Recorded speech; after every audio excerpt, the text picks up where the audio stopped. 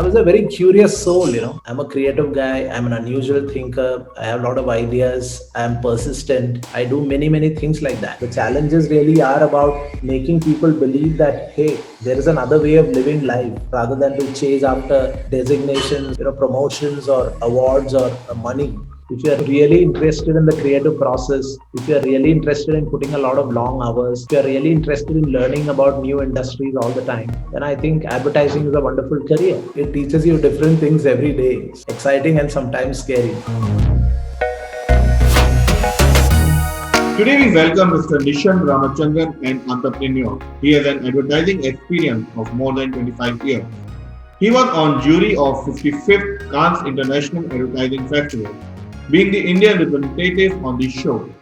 He was also voted India's best boss at a survey conducted by Times Job in 2008. He had received many awards like Bombay Ad Club Award 2006, Cannes Award 2007, and so on. It's a pleasure to welcome Mr. Nishad Ramachandran to our show. Welcome, sir.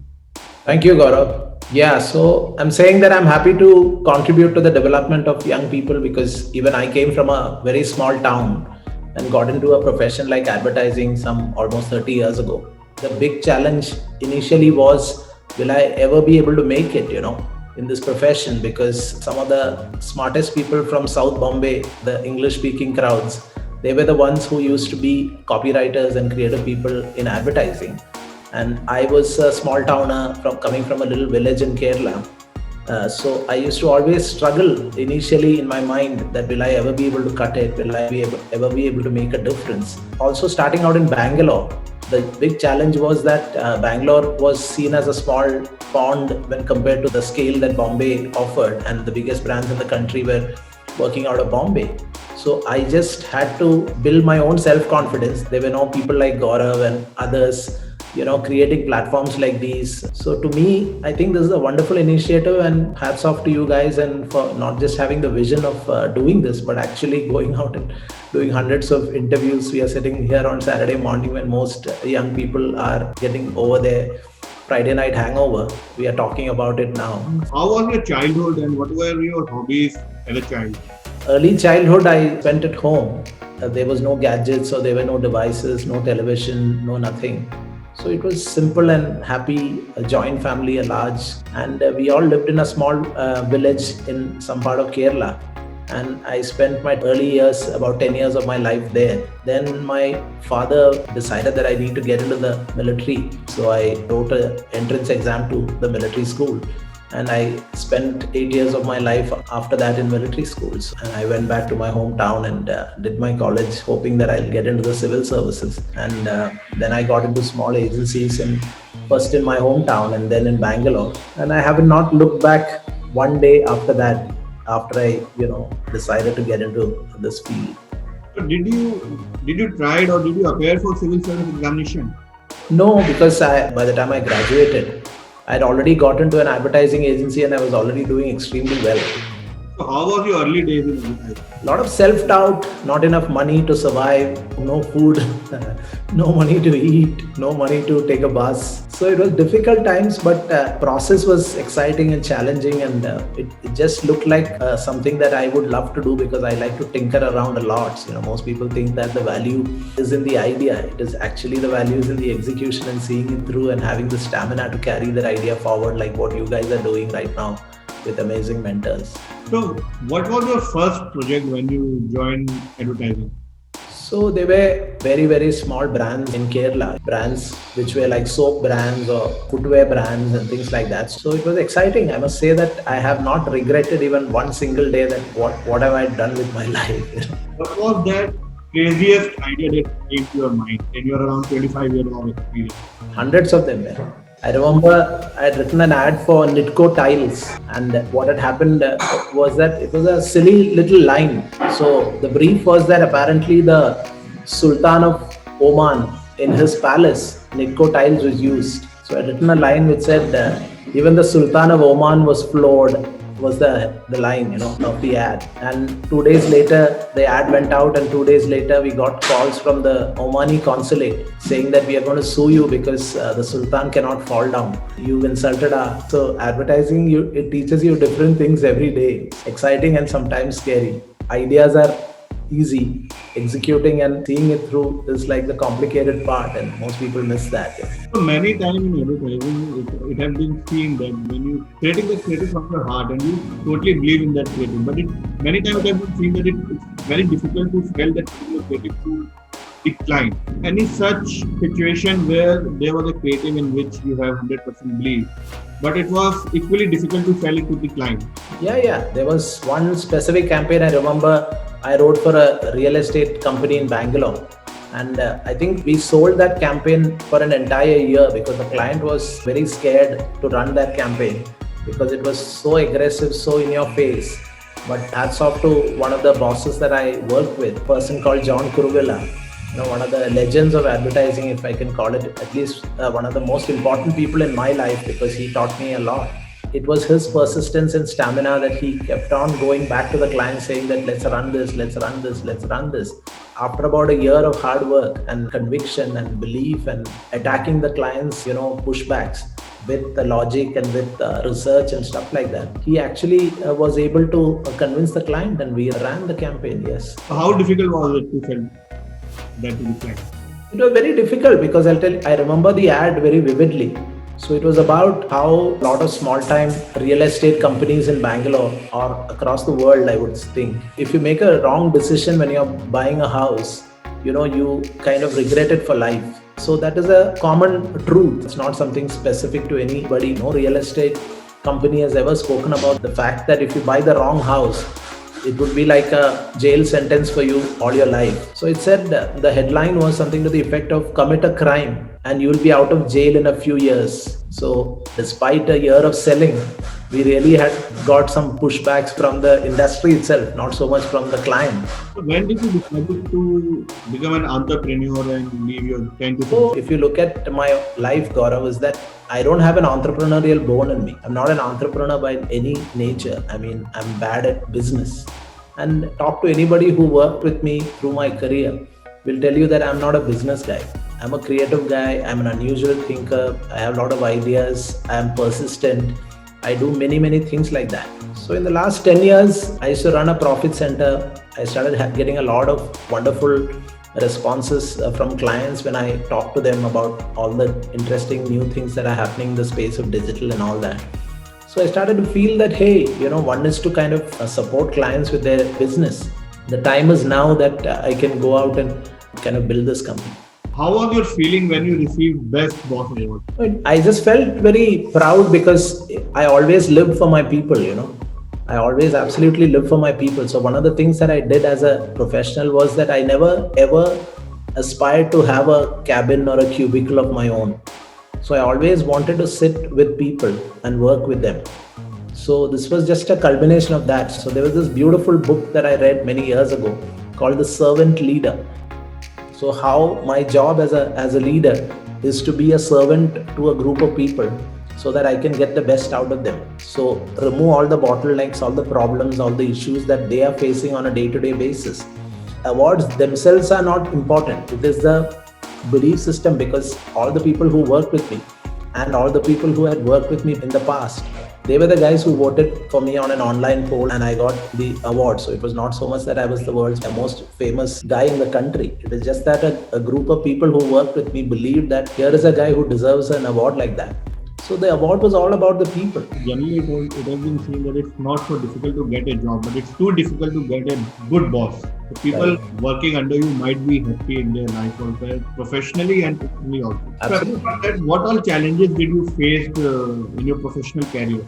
Challenges was I was a very different kind of an individual. So my thought process, the way I believed in doing things. We hear a lot about purpose-led organizations and things like that. So a company is talking about my purpose. Uber has a purpose or kind of a Tata's have a purpose and things like that. Very early in my career, I realized that whatever work I should do, it should have a purpose. Whenever I talk to people, young people, people who are my peers, others, I always try to paint a picture of my thinking in a way that it showcases my purpose. It's not about how powerful I am or how cool I am or how rich I am or how famous I am or anything like that. The challenges really are about making people believe that, hey, there is another way of living life rather than to chase after designations or promotions or awards or money.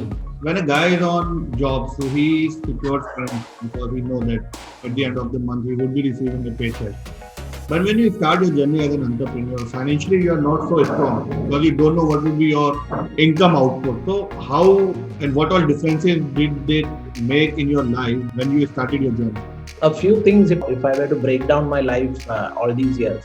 Job was the byproduct of doing a steady job for many years, is that you get a salary at the beginning of the month. And then if I were to break that salary down, then there are expenses, there are house rent, there are loans to be repaid and things like that. So what has happened is, ever since I moved back to Bangalore, the rent component took care of itself because I live in my own house. And both my kids, young kids, decided to be entrepreneurs themselves, both of them doing their own stuff. And that has given me a lot of freedom. So for the last year, I have not been working at all. So early 2020, I quit my job and I've been planning, thinking about stuff. I am also from advertising itself. Many times it has been seen that when a person joins advertising, he says, okay, मेरा career कहीं नहीं चल रहा था, तो मैंने सोचा चलो advertising join. That's the belief of many people, especially servicing guys. So right. What's your say on that? Yeah, I think if you join advertising as a last resort, you are in the wrong place and you're going to have a lot of pain in that business. But to say as a last resort, I wanted to be whatever, IAS, but I couldn't get in. I wanted to be something else, but I couldn't crack it. Then I went to and did BBA or some sort of a small-time MBA. And then eventually I got into advertising, a job that I picked up as the last resort. Then I think it's going to be the most painful industry or the painful career that you're going to have in the world of advertising. So how was you feeling when you first saw your creative on the television? Always interesting, because what happens is, the first time you see your TV commercial, you've already seen it many, many times in the recording studio, the editing studio, when you are presented to the client and things like that. I lose an attachment after that because the baby evolves at various levels. The shoot happens, and then the edit happens, then the post-production happens, the color correction happens, the presentation happens. And it's not so much that you have so much freedom that you're only working on that one TV commercial, because you have other projects also lined up in your business and things are like pushing you all the time. So what tends to happen is, by the time you've actually kind of delivered a commercial and it's on TV and things like that, you've lost interest in that. It's not like a kid in a candy shop getting all excited about it or things like that. So what advice would you like to give to young students who are willing to join advertising or who are planning to join advertising? Yeah, one is that somewhere you have to be true to yourself. If you're looking at advertising as the last resort job, then I think you're wasting your life. So please don't do that. If you're really interested in the creative process, if you're really interested in putting a lot of long hours, if you're really interested in learning about new industries all the time, then I think advertising is a wonderful career, and a lot of very interesting people, unusual people you meet in advertising. So if you are about experiencing different cultures, experiencing different points of view, thoughts, collaborating with people, I think there's a wonderful opportunity in this world. What lesson have you learned in your professional life? The biggest lesson is about life itself. Who are you as an individual? I think that's an important lesson that I've learned over the years. Many people look at career as a way of making money or, having a cool kind of life. So if you look at many of the pure artists, and then you realize that when they're actually doing their job, as it were, earning a living, if that is what a job is supposed to do, playing the tabla or playing the sitar or the santoor, you really feel that they have a connection with God in some way. So I used to always wonder when I started out that why are all of us complaining all the time about the work we do. So I always said that advertising really to me was like somebody was paying me to do a hobby that I always had, the process of producing ideas, process of doing things. So what all are the do's and don'ts you would suggest while starting a advertising professional journey? There's a little story about a guy who I used to know from many years ago, who was this happy-go-lucky guy. So imagine he was going from point A to point B. So he's going to meet a client, for instance. Let's take that story about him going to meet a client, and 2 kilometers into his bike ride, he bumps into a friend of his and stops by saying that, "Hey, brother, what are you up to?" So he says, "I'm in Dubai, man. I kind of work in the Middle East, and so how's life?" Brilliant life. I mean, awesome life. I mean, I have a great time. So this guy says, "Hey, I wish I could be in the Gulf." And then he finishes the chit chat and then he moves on. Another 2, 3 kilometers later, he bumps into another guy who he knew from college. He asks him, "So what are you doing?" "Hey, I run my own business." He says, "Oh, wow. What do you do? Because you seem to have a flashy car and things like that." "Yeah, it's been good. Yeah, I've been lucky in life. I'm doing well." So this guy says, "Hey, I wish I could also do some business. I think I should go back and change all this, and I should be in business." Then he goes further down the just before reaching the client's place, he stops for a cigarette break. As he turns around, he sees another friend of his and he asks him, "Hey, what are you doing?" He says, "Nothing, man. I am an artist, so I kind of very chill life. I am now in Goa. I kind of paint when I have ideas and stuff like that." So this guy again says, "I used to be very artistic in school. So I think I'll also move to Goa now, become an artist, because this life is boring for me."